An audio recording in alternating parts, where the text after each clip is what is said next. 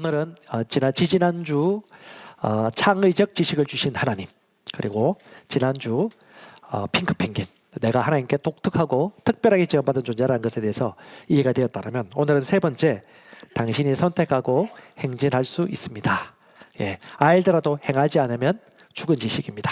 하나님은 말씀을 전파하시되 듣기만 하지 아니하고 순종하고 실행해라. 그런 사람은 튼튼한 하가망 바위 위에 반석 위에 집 지은 자와 같으니 폭풍우가 몰아치고 바람이 분다 할지라도 절대 흔들리지 않을 것이라고 주님께서 말씀하셨습니다. 같이 고백합시다. 말씀 듣고 행하자. 예, 선반 위에 말씀 두지 마시고 바로바로 행할 수 있기를 바랍니다. 여러분, 이 부제는 제가 다른 말로 인생은 선택할 수 있습니다 라는 말씀도 제가 좀 생각했습니다. 어떤 분들은 우리는 운명이 있기 때문에 선택할 수 없다라고 얘기하는데, 성경은 그렇게 얘기하지 않습니다. 선택할 수 있는 운명을 가지고 태어났습니다. 왜냐하면 하나님의 형상을 따라 지원받은 존재이기 때문입니다. 하나님은 이 세상을 향하여 없는 것에서 말씀을 선포함으로 보여지는 것들을 창조했듯이, 우리에게 믿음으로 보이지 않는 것들을 창조하고 상상하고 믿고 말함으로 말미암아 삶을 새롭게 변화시키고 개선하기를 원하십니다. 그러므로 저와 여러분들은 인생의 피해자가 될 수 없고, 오늘 당장 인생을 주관하고 다스릴 수 있다는 것을 그리스도인들이여 믿으시기 바랍니다. 저는 예전에 운명론적인 예정론을 믿었습니다. 하나님이 우리를 선택하시사 구원받게 하셨습니다. 하나님이 예비하셨습니다. 하지만 동시에 거듭난 우리에게, 하나님 우리에게 선택할 수 있고 개척할 수 있고 구할 수 있고 취할 수 있는 권리와 통치권을 동일하게 줬다는 것을 인식하시기 바랍니다. 하나님은 우리를 통하여 이 땅 가운데 하나님의 영광이 드러나길 원하시고, 하나님의 존귀하심과 영광이 우리의 업체와 우리의 행실과 우리의 인격과 삶을 통해서 나타나고 드러나도록 계획하셨습니다. 주님의 선한 일들을 위하여 우리를 창조하셨습니다. 아멘. 그러므로 저와 여러분들은 독특합니다. 특별합니다. 설득되시기 바랍니다. 그리고 의식하시기 바랍니다. 여러분은 보통 업체가 아닙니다. 여러분은 보통 사업가가 아닙니다. 여러분은 보통 사람이 아닙니다. 하나님이 여러분을 특별하게 지었다는 것을 기억하시고 여러분 선택할 수 있습니다. 또한 선택을 하되 여러분이 보는 만큼 선택할 수 있습니다. 보는 만큼 분량을 정할 수 있습니다. 아는 만큼 크기를 측정할 수 있습니다. 그러므로 하나님을 더 잘 알고 말씀을 더 잘 알수록 여러분들의 삶의 한계는 제한이 없을 것입니다. 주님은 우리에게 생명을 주실 뿐만 아니라 더 풍성히 살아갈 수 있도록 공급해 주셨습니다. 그 말씀을 내 것으로 취하고 받으시기 바랍니다. 오늘 저는 넥타이 안 맸습니다. 와이셔츠 안 했습니다. 아주 편안하게 왔습니다. 느낌이 어떠십니까? 불편한가요? 지난주에 우리 직원 중에 한 분이, 목사님 펭귄은 펭귄이고 핑크 펭귄인데 복장은 아닌 것 같은데요. 왜냐하면 모든 목사님들이 검은색 양복에다가 넥타이를 매잖아요. 그러니까 지난주에 제가 미스했어요. 그래서 제가 한 번씩 좀 독특한 복장을 입고 오거나 분홍색 나팔 바지를 입고 오더라도 놀라지 마시고, 그것이 생각의 크기를 확장한다고 이해하면 모든 것이 배움이 됩니다.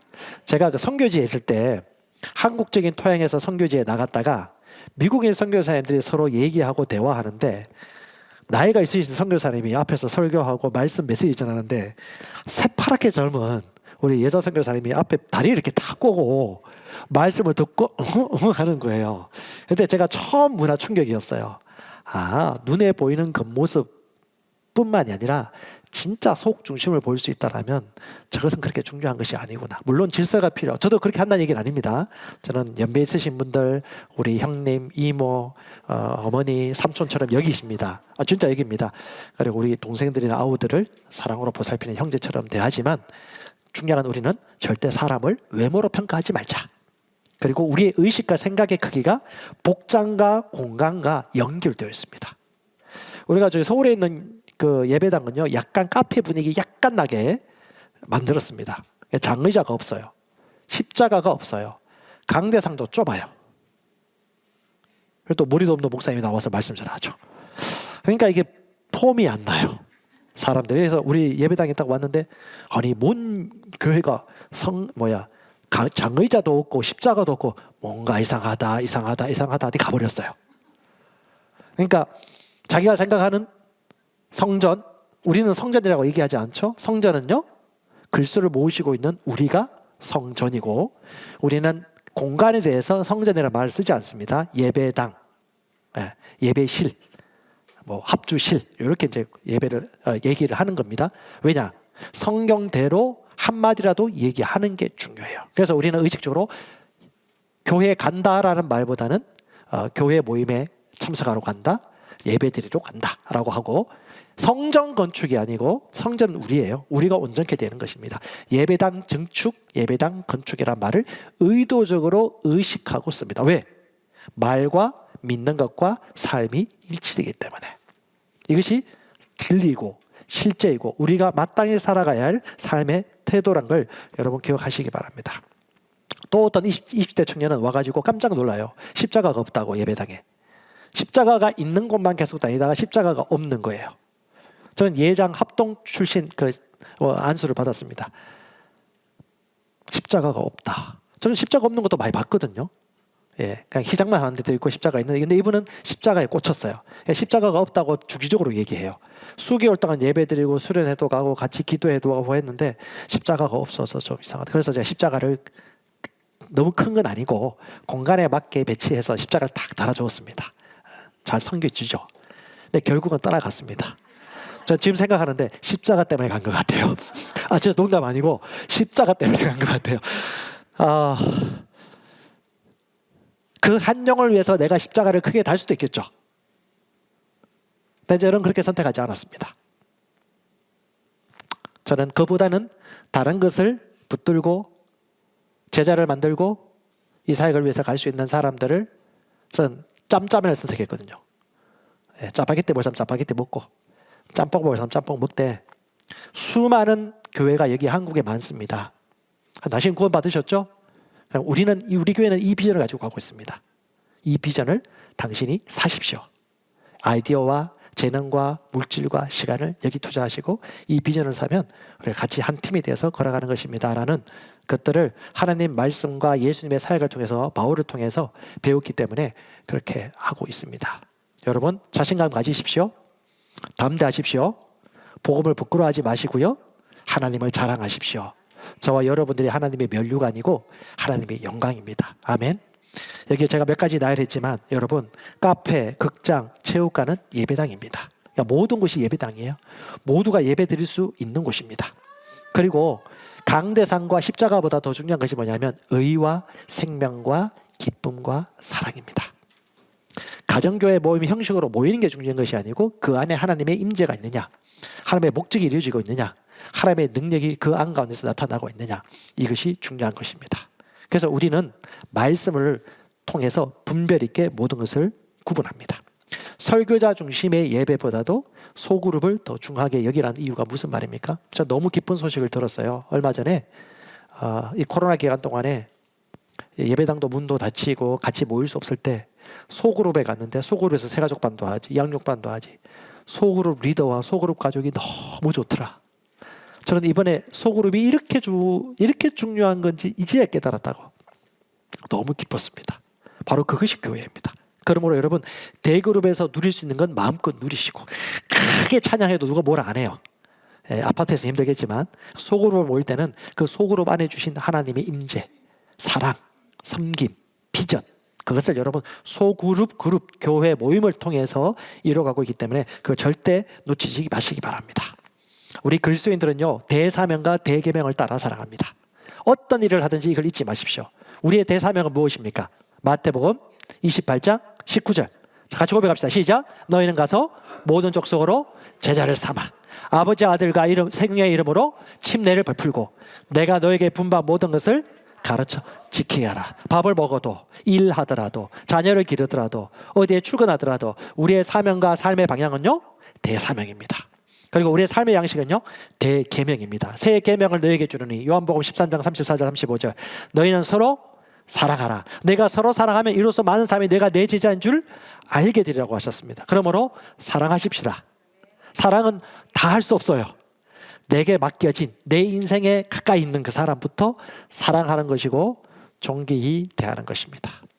지난주에 어떤 커플을 만났는데 아주 재밌는 소식 들었어요.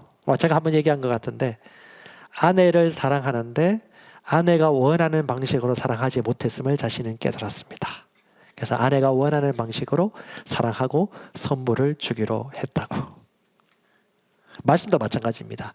주님을 사랑하는 자는 어떤 사람이 주님을 사랑한다고 성경에서 얘기하고 있나요? 질문입니다. 예, 저 혼자 일방적으로 얘기하지 않습니다. 어떤 사람이 주님을 사랑한다고 말하고 있나요? 어떤 거요? 나의 계명, 나의 말씀을 가지고 행하는 자라야, 지키는 자라야 나를 사랑하는 자니 나도 그를 사랑하여 그에게 나를 나타내리라. 사랑해요. 하지만 그를 사랑하고 표현하고 갈망하고 붙들수록 주님이 더 나타나시고 더 풀어주시고 성령은 구하고 찾고 두드리는 자에게 역사하십니다. 그러므로 하나님은 선택하도록 기회를 주신 거예요. 인생은 저와 여러분들이 선택할 수 있습니다. 자, 마가복음 16장 15절 16절 같이 읽겠습니다. 그분께서 그들에게 이르시되 너희는 온 세상에 가서 모든 창조물에게 복음을 선포하라. 믿고 침례받는 자는 구원을 받으려니와 믿지 않는 자는 정죄를 받으리라. 아멘. 하나님이 마가복음 마지막 때에 제자들에게 복음을 전파하라고 얘기했습니다. 제자들은 복음을 전하고 주는 자였습니다. 이 복음을 전할 때 복음을 믿고 받는 자들이 있습니다. 하지만 이 복음을 들을 때 거절하고 불신하는 자들이 있습니다. 인생은 크게 세 종류의 사람이 있다고 볼 수 있죠.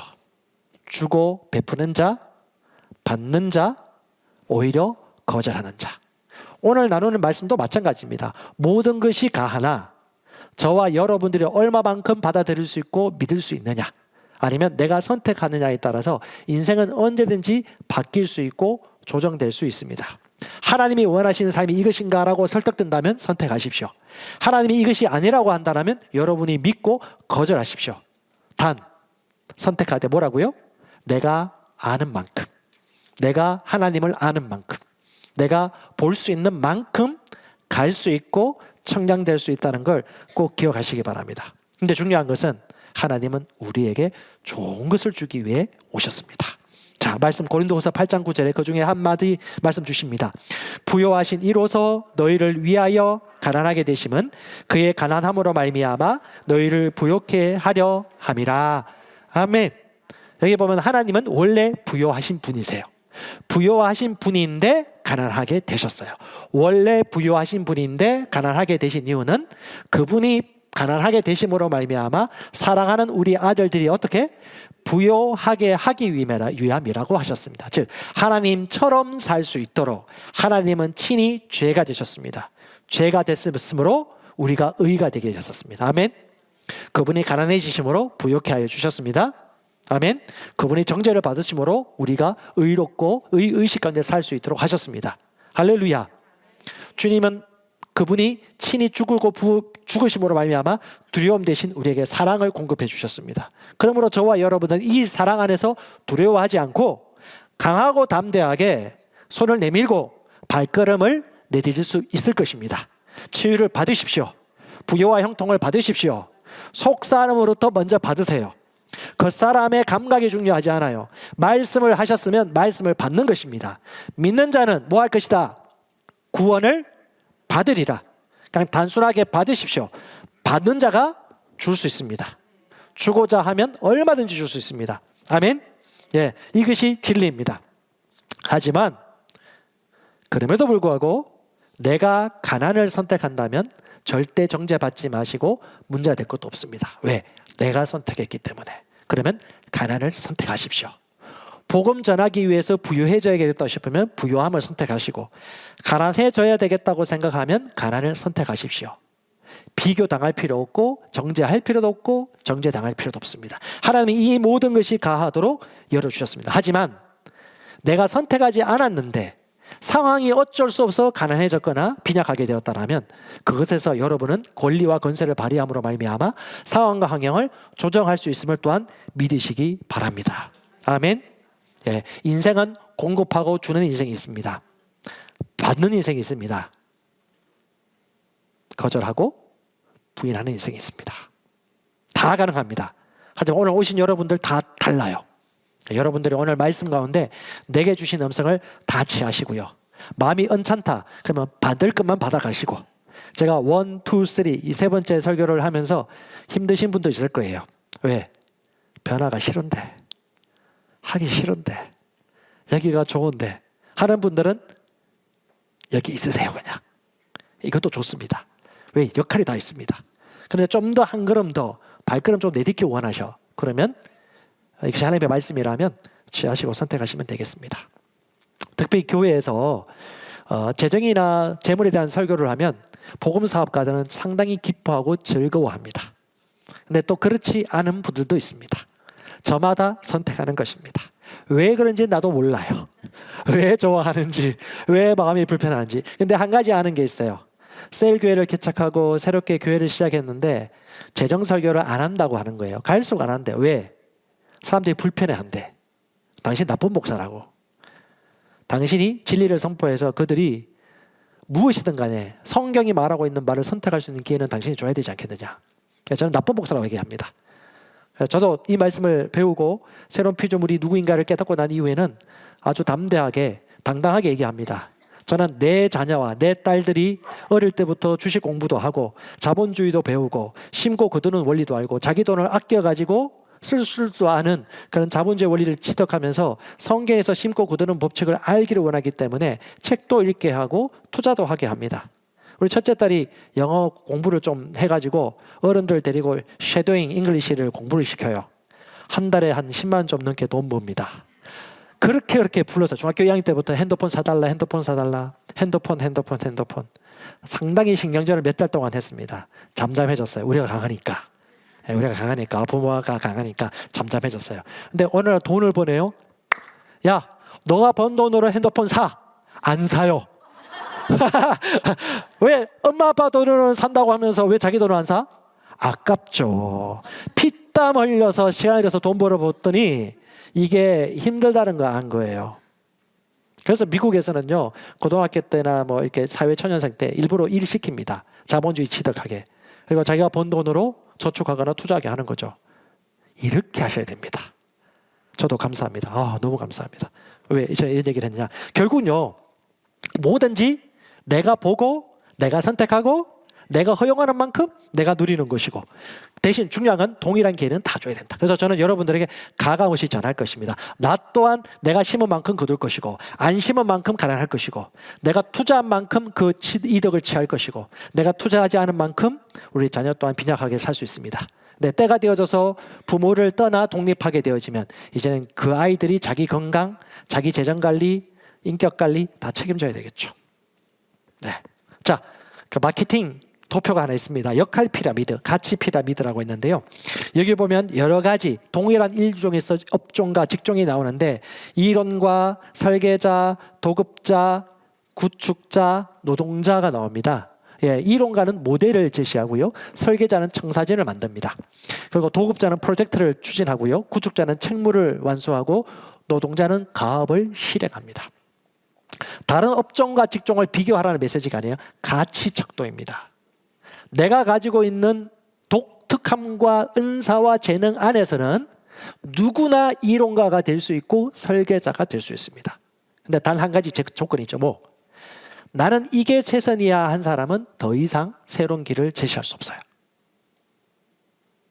나는 가능하다, 그리고 공부하고 투자하고 진보하기를 원한다라면 내가 가지고 있는 그 독특한 핑크 펭귄, 밑에 골드 펭귄 보입니까? 잘 안 보이죠? 네. 여러분이 가지고 있는 독특함 안에서는 여러분도 누구나 다 모델을 제시할 수 있고 이론가가 될 수 있습니다. 독특합니다. 특별합니다. 이걸 믿어야지 그 다음 발걸음을 뗄 수 있습니다. 유대인 신약 성경 제가 요즘 많이 보거든요. 그러니까 번역본이 새롭게 나오면 너무 재밌어요. 이겁니다. 이거. 유대인 번역 성경. JNT라고 이제 앞으로 할 건데 새로운 번역이다 보니까 신약 성경이 너무 재밌어요. 그리고 새로운 유대인적인 관점에서 성경을 좀 보게 하는데 그걸 좀 오늘 좀 사용을 하도록 하겠습니다. 자, 5달란트, 2달란트, 1달란트 받은 종들에 대한 이야기가 오늘 마태복음 25장에 나오는데요. 제가 14절부터 18절까지만 읽겠습니다. 하늘 왕국은 마치 잠깐 집을 떠나면서 자기 소유를 종들에게 맡긴 어떤 사람과 같을 것이다. 그는 각각 재능에 따라 한 사람에겐 5달란트, 100년치의 임금과 동등함을 주었고 다른 사람에겐 2달란트를 주었고 또 다른 사람에게는 1달란트를 주었다. 그리고 그는 길을 떠났다. 5달란트 받은 사람은 곧바로 나가서 투자하여 5달란트 더 벌었다. 마찬가지로 2달란트 받은 사람도 2달란트를 더 벌었다. 그러나 1달란트 받은 사람은 땅에 구덩이를 파고 주인의 돈을 숨겼다. 자, 질문입니다. 왜 주인은 종들에게 돈을 맡기고 갔을까요? 집사님, 기업 대표가 있지 않습니까? 갑자기 부릅니다. 집사님에게 최소치로 계산해서 갑자기 1년을 주면서 30억을 주고 가요. 왜 갑자기 30억을 당신한테 주고 갔을까요? 뭐라고요? 그러면 불릴 수 있는 실력을 가지고 있습니까? 왜 0.5초 만에 말을 못하세요? 예, 할렐루야. 자, 30억, 10억, 5억을 왜 주고 갔을까요? 뻔한 얘기예요. 뻔한 얘기. 자, 봅시다. 예, 시간이 많지는 않으니까. 자, 유대인 신약 성경을 잘 보니까 읽으면 다른 거 아니에요. 뭐냐, 주인의 의도가 뭐예요? 심어라, 추수해라. 씨를 뿌려라, 풍성하게 수확해라. 정확합니다. 자, 이걸 탤런트라고 하고 은사라고도 합니다. 하나님이 우리에게 주신 은사, 재능, 기회, 아이디어, 이 모든 것을 어떤 사람은 아인슈타인처럼 쓸 수도 있겠지만 어떤 사람들은 인정도 하지 않고 안 쓸 수도 있어요. 그런데 쓰기를 원하고 갈망하는 자들은, 공부하는 자들은, 갈급한 자들은 행동하기 시작합니다. 새롭게 새 장을 벗고 나와서 날아가고 싶은 것이죠. 왜 안 하느냐? 많은 사람들이 왜 안 할까요? 몇 가지 얘기했지만 제가 2가지 이유를 찾았습니다. 첫 번째, 귀찮아요. 두려워요. 안 가본 길 두렵죠. 안 가본 길. 안 먹어본 음식 맛없을까 봐 안 먹어요. 제가 사랑하고 사랑하는 아내의 생일날 자녀들을 데리고 레스토랑에 갔습니다. 그렇게 많고 많은 파스타 음식 중에 우리 딸들은 여전히 집에서 만들어 먹는 올리오, 아유 올리오, 갑자기 발음이 안 되네. 그 스파게티를 시켜요. 야, 늘 먹던 거잖아.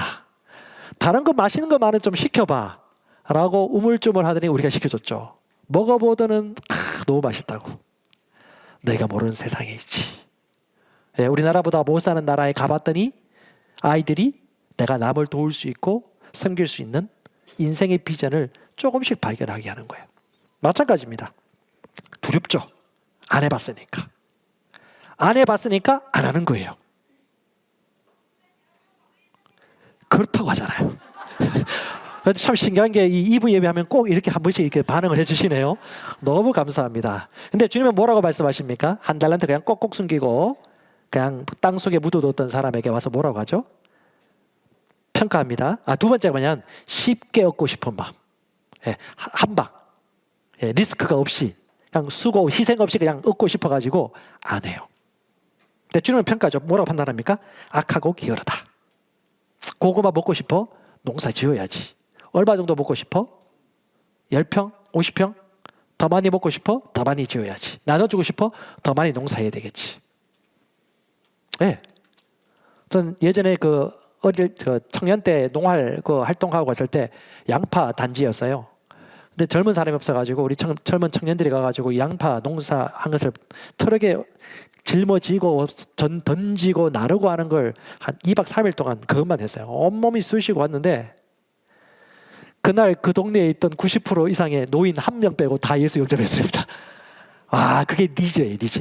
그러니까 필요를 채워주면 복음 전파는 쉽다. 그럼 오늘날 복음 전파가 왜 안 되느냐? 결국은 그들의 필요를 소비자 중심의 마인드를 가지고 그들을 돕고자 하는 창조적인 사역을 우리가 안 했기 때문이지 다른 건 없다. 심은 대로 거두는 거예요. 왜? 필요로 하니까, 창의적으로. 마찬가지입니다. 여러분, 인생은요, 어떻게 심고 무엇을 바라보냐에 따라서 인생은 언제든지 바뀔 수 있습니다. 제가 성경을 보니까 예수님의 습관이 보여요. 그림 하나 준비했는데요.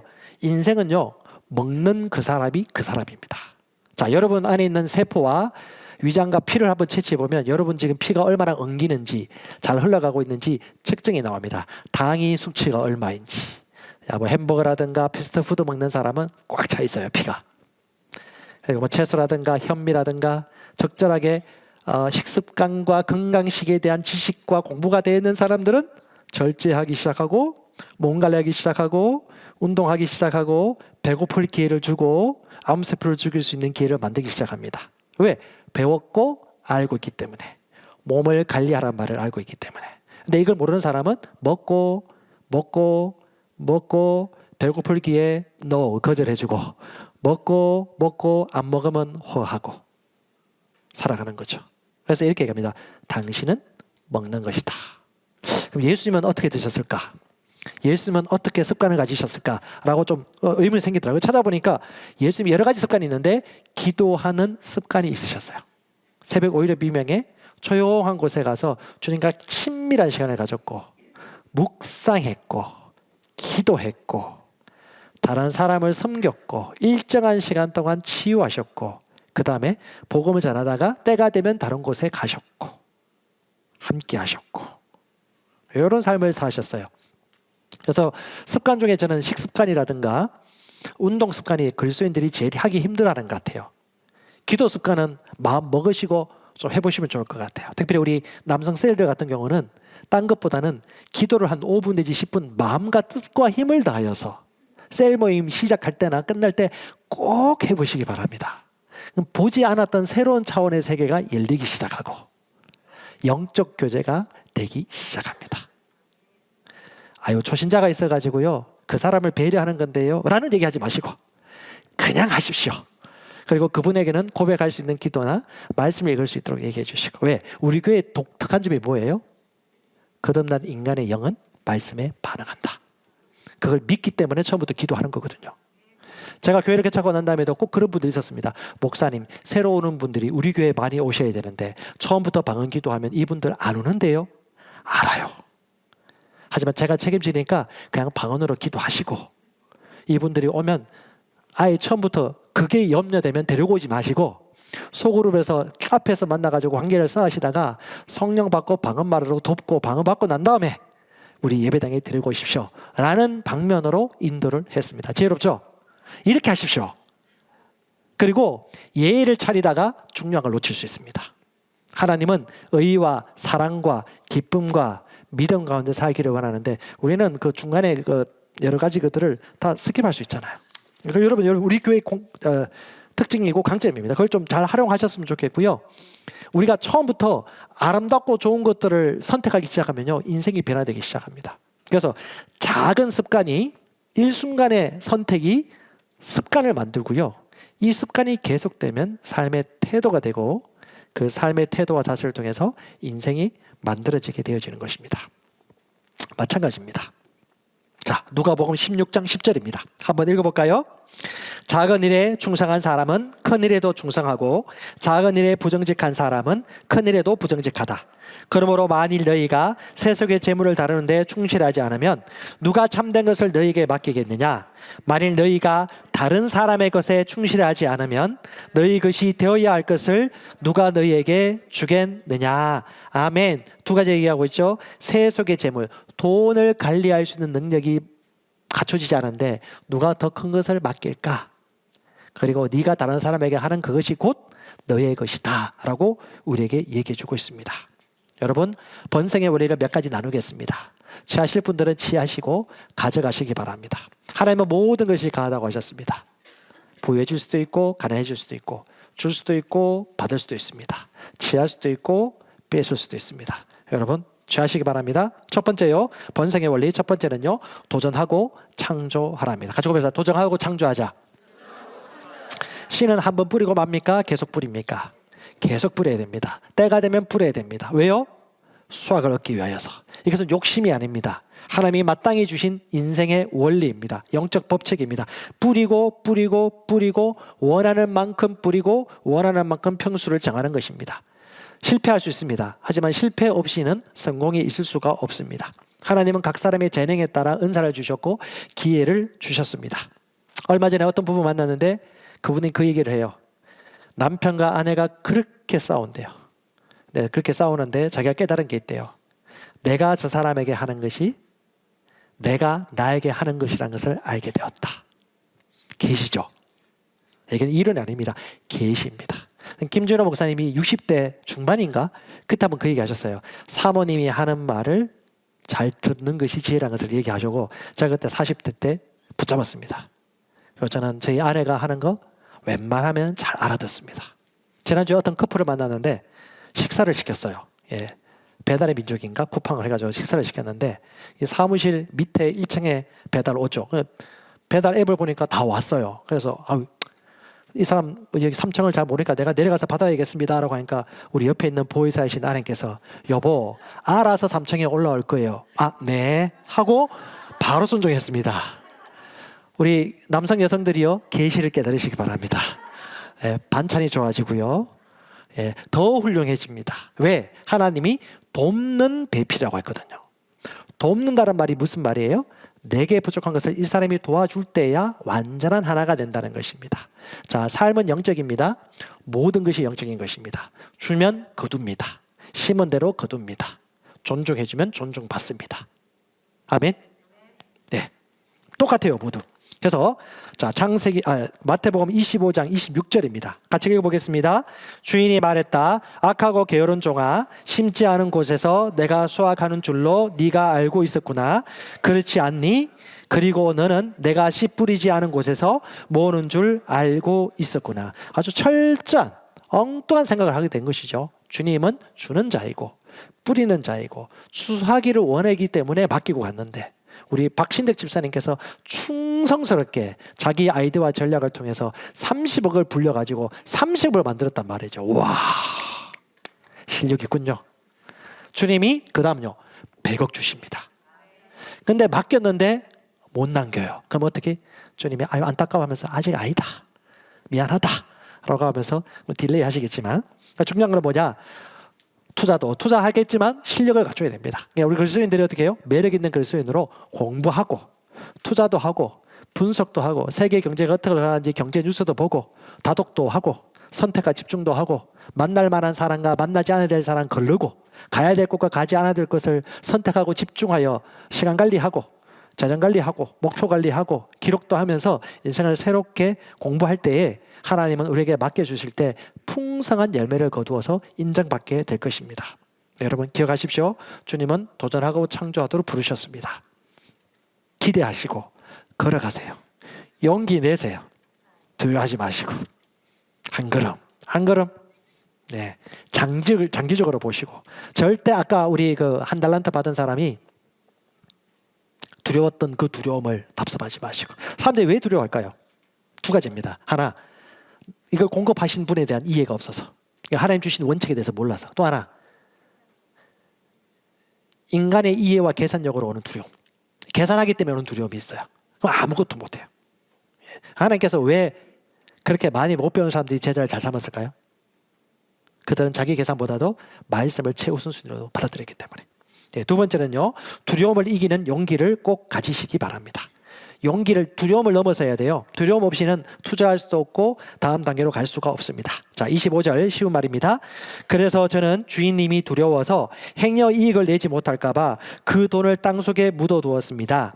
여기 제게 주신 한 달란트가 그대로 있습니다. 어떻게 이렇게 주인을 모를까? 어떻게 이렇게 하나님이 건강 주신 거 모를까? 어떻게 하나님이 이렇게 건강한 신체와 다리를 주신 거, 이 건강한 외모를 주신 것, 이 건강한 다리를 주신 거 왜 모를까? 왜 이 50년, 60년의 시간을 준 걸 왜 모를까? 잠시 있다 인생은 사라질 것이고 남는 것은 영원이고 영원한 것뿐인데 주님이 얘기하죠. 두 번째, 말씀을 행하기에 앞서서 오는 계산된 행동 때문에, 두려움 때문에 아무것도 못해요. 공짜가 없습니다. 리스크는 있습니다. 리스크를 이길 때에야 가라앉은 땅에 들어갈 수 있습니다. 만나와 메추라기 먹고 불평하는 사람들은 계속 불평했어요. 만나라 외출기를 먹고 감사했던 사람은요, 가나안 땅에 들어갔습니다. 눈에 보이는 대로 판단하지 않았어요. 말씀이 우선순위였기 때문에 다른 건 문제될 수 없었습니다. 단지 중요한 건 뭐예요? 말씀 듣고 행할 수 있느냐. 많이 들었어요. 행해야 돼요. 많이 들었습니다. 자, 마태복음 7장 24절 이렇게 말씀합니다. 주님께서는 이렇게 말합니다. 나와 내 말을 듣고 행하는 모든 사람은 기반함에 자기 집을 세운 분별 있는 사람과 같다. 할렐루야. 네, 말씀을 듣고 행하라. 말씀이 원하는 인생이 그런 인생이야? 그러면 생각 그만하고 한 걸음 내딛어. 자, 부드럽게 얘기합니다. 여러분, 힘내세요. 그리고 한 걸음 한 걸음 해보세요. 저도 여러분 안정형이에요. 저희 아내는 돌진형입니다. 아버지 헉헉해요. 항상 아내가 저한테 얘기했어요. 여보, 넓은 바다처럼 생각하라고. 제가 이렇게 조그만 옹달샘처럼 마음을 좀 가졌는 것 같아요. 저는 감사해요. 이렇게 얘기해 준 사람이 있으니까. 넓게 생각하고 실행하고 책임감이 있는 만큼 계산도 되겠죠. 하지만 계산보다 앞설 게 뭐예요? 비전이고 꿈이고 말씀 아닙니까? 그게 합당해요. 그러면요, 일단 거절하지 말고 어떻게? 알겠어, 고려해 보겠어, 나는 할 수 있을 것 같아, 아멘 이라고 받아들이는 것부터 하시면 됩니다. 그래서 한 걸음 한 걸음 가는 거죠. 사업 안 해본 분들은 소상공인들의 아픔과 어려움을 모릅니다. 네, 얼마나 지금 많이 폐업했습니까? 최저임금이 엄청나게 올라갔죠. 근데 그 속도도 좀 조절했어야 되는데 사업 안 해본 사람들은 그 속도와 그 균형을 잘 모르겠죠. 현장에서 영혼 구원해 본 사람과 가르치 본 사람은 천지 차이입니다. 치유 고백기도 계속 같이 해주고 기도해주고 말기암 환자들 같이 고백하고 응원해주고 아플 때 밤 자정 새벽 2시에 가서 격려해주고 기도해주고 축복해주고 축사도 해주고 아플 때 코치도 해주고 온갖 비난과 비판과 모략도 받고 삐졌다는 상처받았다는 얘기도 많이 듣고 그럼에도 불구하고 끝까지 기다려주고 기도해주고 같이 응원해주고 아플 때 가서 음식해주고 이런 현장에 있는 사람들을 누가 알겠습니까? 현장에 있는 사람 이외에는. 하나님은 우리가 어떤 것이든 이유로만 알기보다는 말씀을 듣고 사랑하고 실행하기 원합니다. 그렇게 한 걸음 한 걸음. 여러분, 용기를 걷어내십시오. 두려움을 걷어내십시오. 용기 있게 걸어가십시다. 제가 여러분 상황 다 몰라요. 근데 오늘 이 말씀을 통해서 여러분 삶 가운데 뛰어넘어야 할 장벽이 있다면 정확하게 보십시오. 하나님이 뭐라고 말씀하시는지. 저보다 여러분이 잘 알아요. 성령께서 도와주십니다. 세 번째는요, 이기는 자는 보상이 있음을 믿으십시오.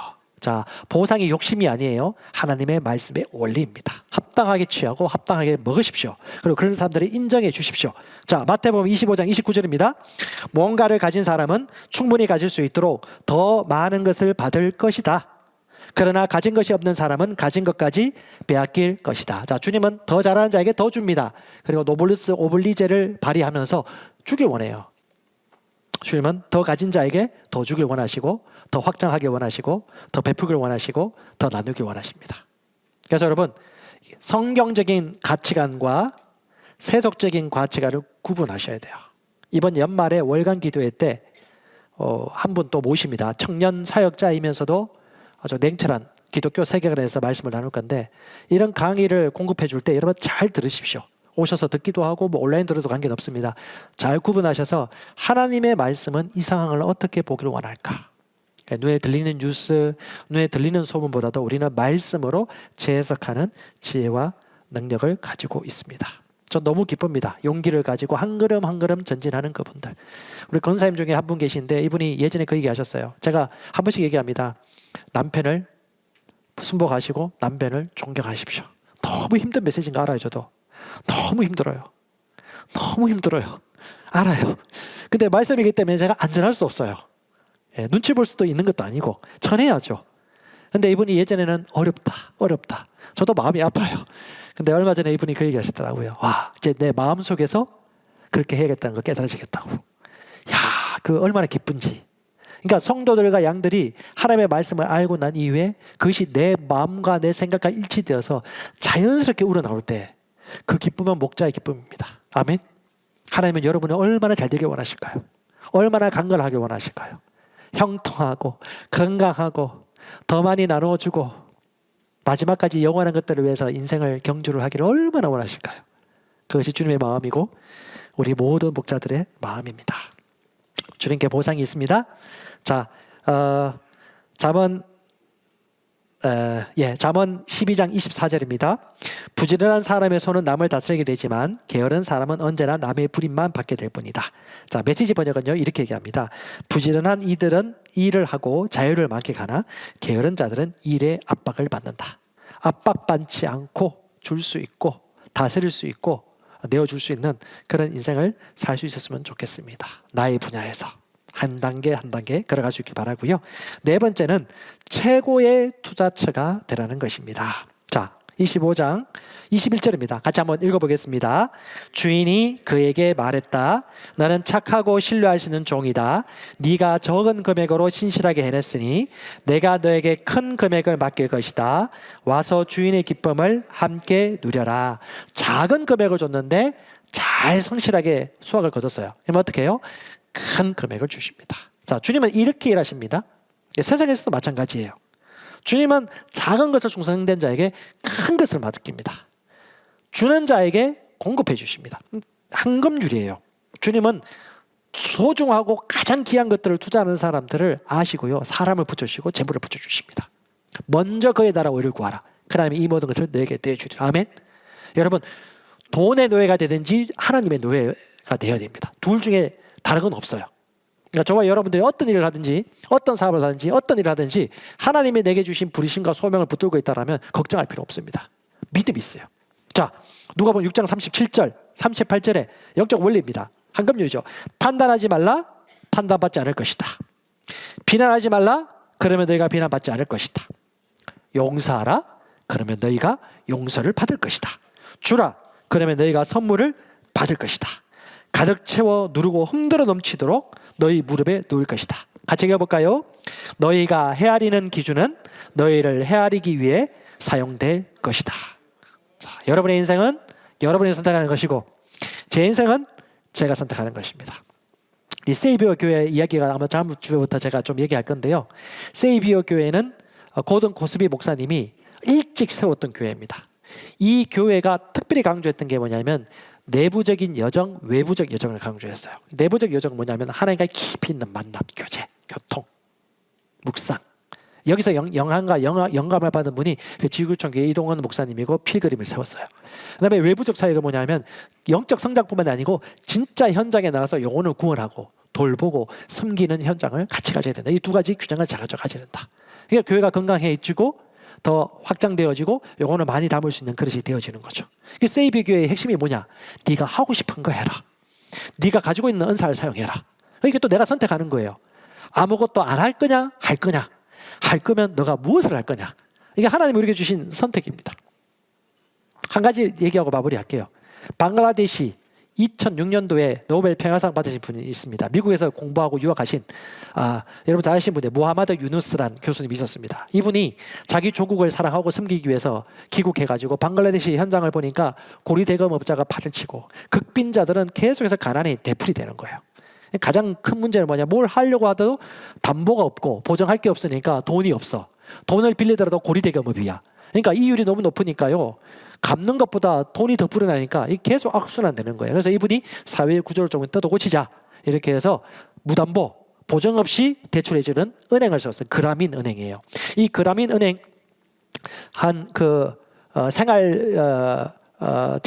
생활력 기준으로 산정했을 때 한 25% 밑으로 있는 그 극빈자층을 향하여서 약 $1,500 이내에 동네 사람들이 보증을 써가지고 돈을 빌려줬습니다. 왜요?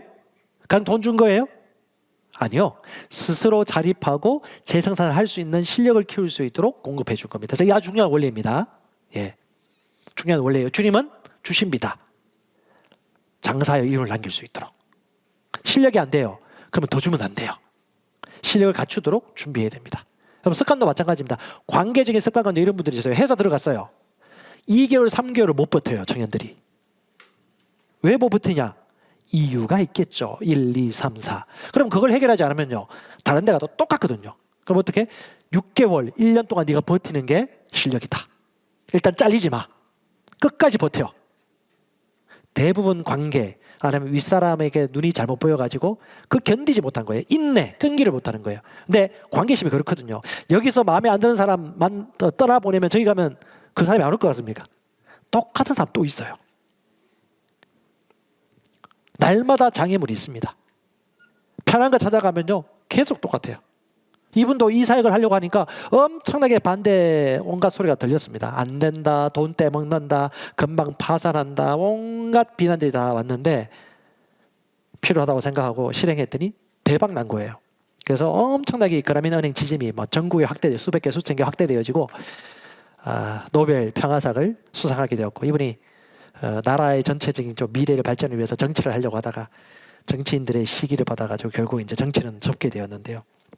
여러분, 도전할 때 자꾸 반대가 들려요. 안 돼, 그만해. 너 해봤자 뭐 되겠냐? 그 사람 안 됐잖아. 아유, 참. 여러분, 요셉이 하나님이 주신 꿈을 얘기할 때 얼마나 형제들이 시기했습니까? 근데 그 말씀만을 건의를 두고 가니까요, 결국 성공했잖아요. 다윗이 골리앗을 쳐부수려고 할 때 형이 비아냥거리지 않았습니까? 맞지 않는 갑옷도 입었고 네가 전쟁을 구경하러 왔구나. 하지만 그는 철저하게 말씀 앞에서 자신과의 관계를 인식하고 돌팔미를 물맷돌을 통해 가지고 골리앗을 넘어뜨리고 하나님의 성군으로서 이스라엘 다스리는 왕이 되었습니다. 마찬가지입니다. 비난의 소리 항상 들릴 거예요. 그것보다 중요한 게 뭐냐? 하나님이 말씀하셨느냐? 이것이 내가 갈 방향이냐? 한다면 여러분 꼭 적용하시고 걸어가시기 바랍니다. 이런 말씀이 있습니다. 프로슈머라는 경제학 용어가 있습니다. 예, 생산자와 소비자 합성어예요. 프로슈머는 뭐냐면 내가 생산하고 내가 먹을 수 있는 거예요. 뭐 유튜브 방송을 한다면 내 자녀와 아이들에 대한 기록을 내가 만들어서 클라우드 역할을 하면서 나중에 볼 수 있도록, 그리고 빵을 만들면 나도 먹지만 가족들도 먹지만 다른 사람에게 나눌 수도 있고 하는 그런 프로슈머라고 하는데, 저와 여러분의 삶이 바로 그런 인생입니다. 심고 거두고 주고 받거니, 주고 받거니 하면서 성장하는 거죠. 양육하면서 내가 더 은혜 받고 도와주면서 내가 더 유익을 얻고 내가 더 멀리 날 수 있는 눈을 갖게 되어지고 내가 나눠주면서 더 통이 커지고 강건해지고, 예, 바로 이런 삶을 살 수 있도록 하나님께서 우리를 이 자리에 세워 주셨습니다. 믿습니까? 예, 그것을 여러분 기억하시면서 한 걸음 한 걸음 내딛으시기 바랍니다. 우리 교회 3층에 스튜디오가 완공되었습니다. 이제 온라인 사역이 조금 활발하게 진행될 것입니다. 여러 가지 지금 아이디어를 구하고 있습니다. 어제 어떤 남성 팀 모임을 잠시 했는데 어떤 분이 아이디어를 주시더라고요. 우리 교회도 그 고백기도 고백이라든가 중요한 메시지 있으면 운전해가면서 들으면서 고백하고 싶다고. 아이고, 좋습니다. 너무 좋은 아이디어입니다. 근데 형제님이 목소리 너무 좋으시네요. 네, 그분이 프로슈머가 될 것 같아요. 자신이 요구를 했는데 자신이 생산하고 자신이 개발하는, 이게 왜요? 우리의 삶이란 것이죠. 그래서 여러분 가정, 사업, 소그룹, 셀, 제자, 뭐 성도를 섬기는 프로젝트, 뭐 1인 사업 가든 플랫폼 기업 가든 뭐 복음 사업 가든 지식 창업자든 모든 분야에서 여러분을 향한 하나님의 메시지를 오늘 붙잡으시고 전진할 수 있기를 바랍니다. 하나님이 여러분의 기회라고 말씀하십니다. 아멘. 기도하십시다.